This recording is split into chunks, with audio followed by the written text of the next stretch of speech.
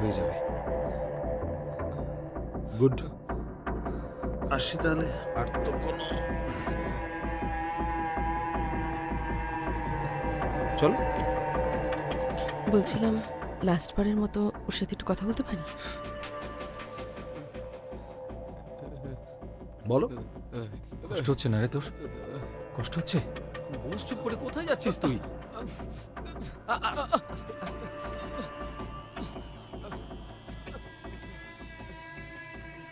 আমার একটা প্রশ্ন ছিল তোমার কাছে। সম্পত্তির 50% পেয়েও তুমি আমার নামে কেন দিতে চাও, একটু জানতে পারি?